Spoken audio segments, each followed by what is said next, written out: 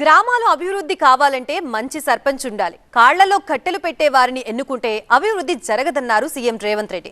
ప్రజాపాలన విజయోత్సవాల్లో భాగంగా హుస్నాబాద్లో పలు అభివృద్ధి పనులకు సీఎం రేవంత్ రెడ్డి శంకుస్థాపన చేశారు.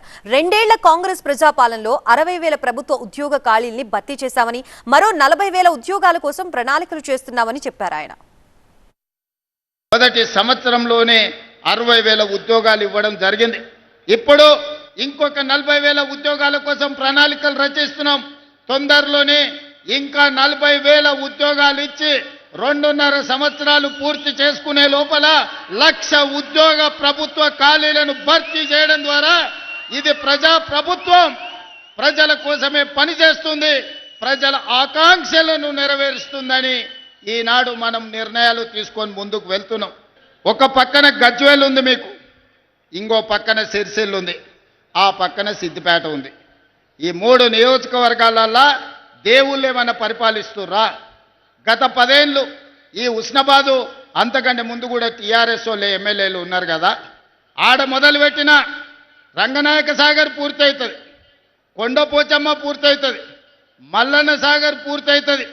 ఆ నియోజకవర్గాలు నిధులు వరదలై పారుతాయి.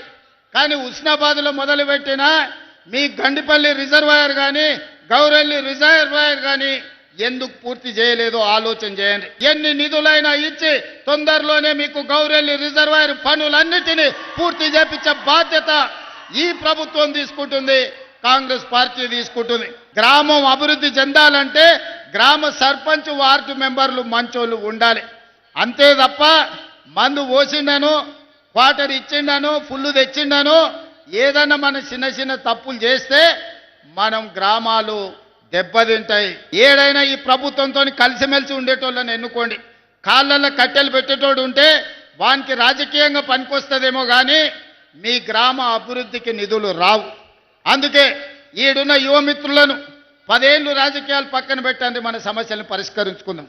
అందరు ఏకంగా గ్రామాలలో వీలైనంత మేరకు ప్రజలను ఒప్పించే ఏకగ్రీవం చేసుకోండి, లేదా మంత్రులతోని ఎమ్మెల్యేలతోని కలిసి పనిచేసే సర్పంచులను గెలిపించుకోండి.